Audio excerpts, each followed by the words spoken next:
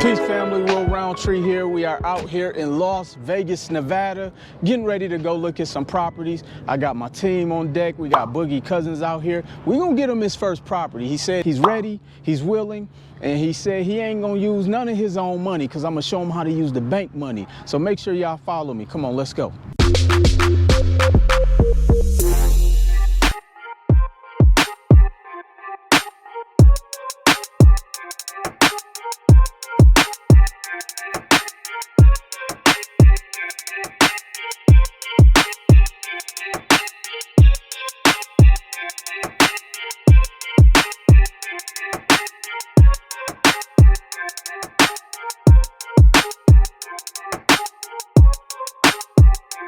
We're leaving the first property. It is a condo over here in the, what's this, like the, what side of town is this, Kurt? The east side, the east strip of Las Vegas, predominantly in a college area.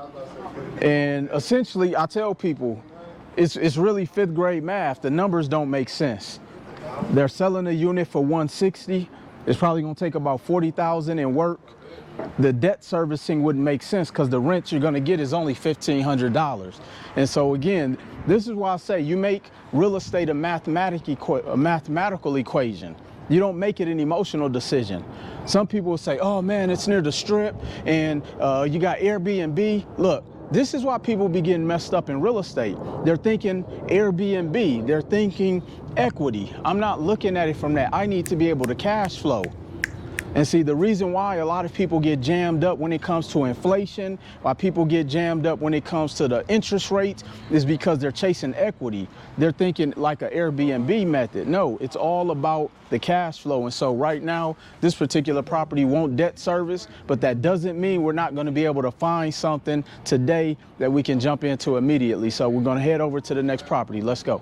So we're out here. We got Boogie again. You done seen a new development. You done seen a couple other things, and now we took you to a condo that need a complete rehab.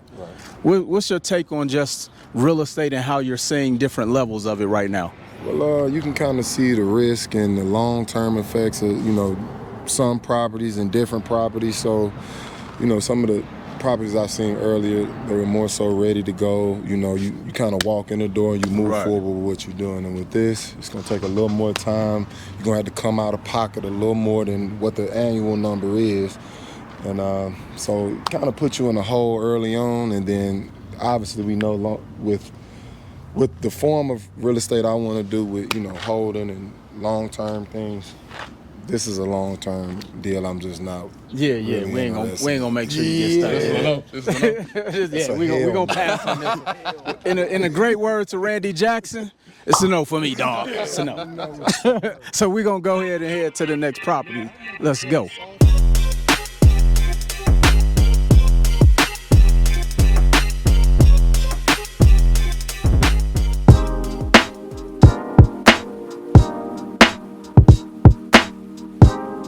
I got a question, speaking on the market. So,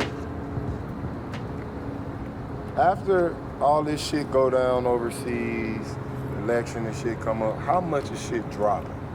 So I could tell you now that shit is dropping now. So I was in LA yesterday meeting with some people, and one guy was like, yeah, I got an investment property that 4 months ago it appraised at 1.3. He said it's 800 today. They dropping that quick already? This was in LA. So the market correction's coming. It's coming. Yeah. Now, I don't think it's gonna be like 07, 08, but I think it definitely is gonna. I think it's gonna be worse. I mean, I don't know much about it, but just the way shit going. Here's why I don't think it's gonna be possibly as that bad, because when you look at 07, people were coming from interest rates being 12% to 3%. Yeah. Now people are in houses at 3%. They're not moving. Rates are going up. It went to 8% 2 days ago. So I think the prices are gonna have to come down to compete with the rising cost of inflation. I don't think it's gonna be an issue where houses are dropping at that capacity. Now, another thing that I think is gonna happen where people are getting caught up at, people were refinancing their homes in 21. And so they went from 3% to 8%, 7%. They're not gonna be able to afford that mortgage because they tricked the money off. Versus taking that money and going to invest it somewhere. So a lot of people are not gonna be able to keep up with their mortgage payments. And so, yeah, that's where you're gonna start getting foreclosures. People doing, hey, just take over my payments, you can have this motherfucker. And so a lot of that's gonna be going on. Is that something to be worried about when it comes to having rental properties? So I think it's the way you buy it. So for example, you have a lot of people who want to buy in what will be called like an A-class neighborhood. That's not where you want to buy rentals. This is the type of stuff you want to buy because there's more government subsidy for housing communities and C and D class neighborhoods. So even in the Midwest, Kurt, when I was on a call with somebody that runs like some program in Chicago. Yeah, the Chicago Public Housing Trust Fund. And from that standpoint, she's giving dollars. So individuals that aren't high income earners, but stay within this qualification, not Section 8, but stay within this qualification, they give up to 90% of the rent to the landlord. They don't even give it to the tenant. They give it straight to the landlord. So something like this will qualify for that. So there's more subsidies for people that live in stuff like this or in lower economic class neighborhoods versus going out there to like Summerlin and so this is why you want to buy in these type of conditions. You know what I'm saying? It's just that they trick us into thinking that no, you don't want to go in those neighborhoods, but then that's where they come in and buy it up. You know what I'm saying? What up, Las Vegas? Instagram, we are out here. I think this is what, 96 units, Kurt? Yeah, 96 units. Where you at? We are looking at a 96 unit building. Boogie said this is more his speed right here. So he got excited when he got out the truck. We're gonna see what this one looking like. It is completely vacant. It is completely empty. So we're gonna find out and see if we can make the numbers work. And it come with a billboard. Instant marketing.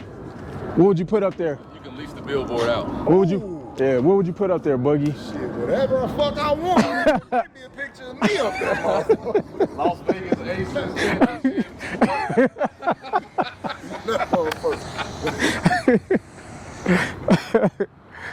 Yeah, so the billboard come with this. You can lease it out right off the expressway. Yeah, this is prime real estate. I don't know much about the billboard, but how much is advertising on the billboard? Whatever the fuck you want. For a digital? For a digital one? Hell yeah. Can you imagine like F1? Man, you can probably charge $1 million for that. Super Bowl, like hell yeah. all the events that come here, Summer League, things of that nature. Yeah, anything like you can lease this out before this is even done. Right. And this all with the 6? Come on with the 6, Yeah. And keep in mind, you don't pay 6 cash. Right. You just got to bring 20%. Yeah. So. Would that be the person we would have to renovate it? Could be. We can get our own engineers. We do. Steve has an engineer that will do the renderings for us for free. At least that's what he told me. So, cause that cost like that could be like 10, 15,000 to do the rendering. So the engineer would come in, do the renderings. We would get it inspected to see if anything like structural is wrong, like all of the major stuff. But if it's just all cosmetics, man, you can just get some contractors. You know what I'm saying? But of course, we won't know until the actual inspection. Right. But the bones look good of it. You don't see anything sagging. I don't see any gaps so far in between the building and the ground. The roof is pretty good. The roof is solid. Well, that's the good thing about out here. We don't deal with shingles. Yeah, exactly. So the roof look like it's in good condition. I don't see any leaking from any of the rooms and the ceiling so far.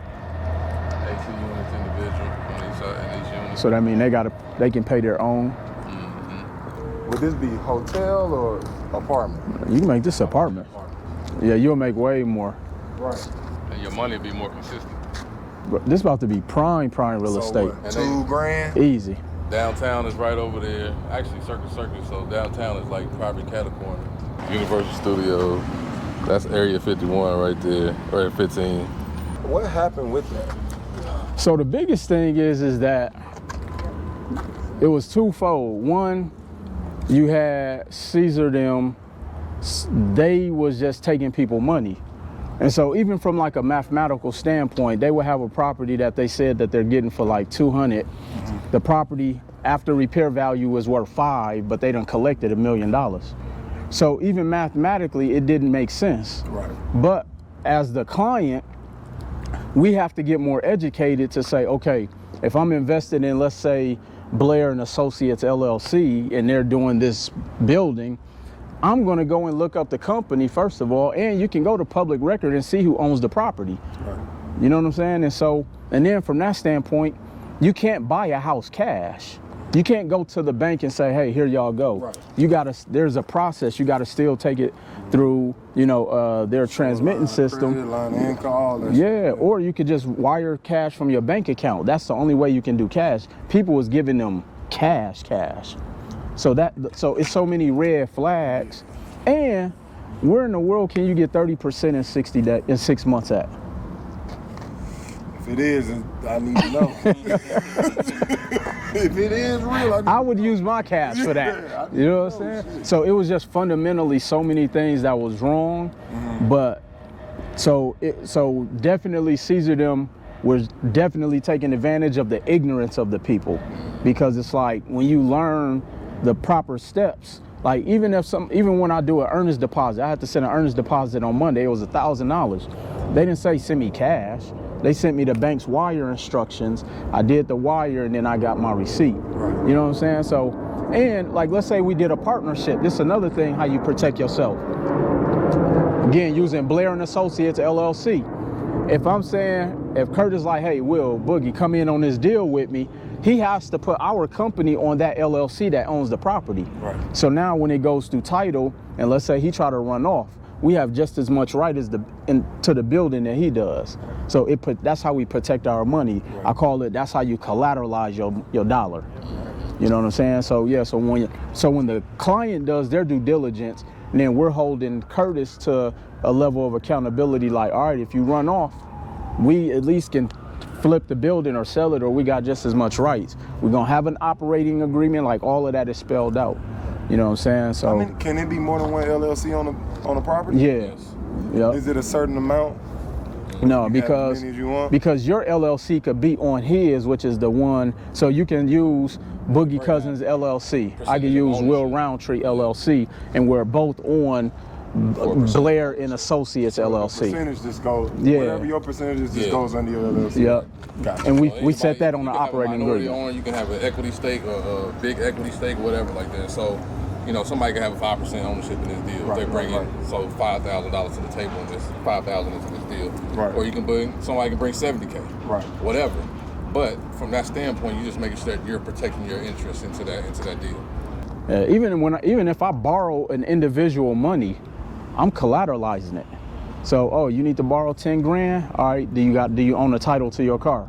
Right. You do? All right, we writing up an agreement. I'm gonna have the attorney notarize it. If you don't pay me back, I'm taking your car, because I know I could sell it and at least get some of my money back. Right. So yeah, so always figure out how to collateralize your money, man. Okay. Always, even if it's a personal loan.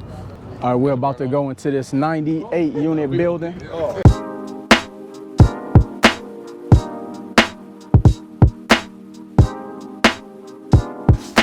The wiring, the infrastructure, everything. So what's the numbers on this, Steve? 97 total units. Out of the 97 units, there used to be a restaurant on the other side. There's a swimming pool. There's a jacuzzi. There's a laundromat.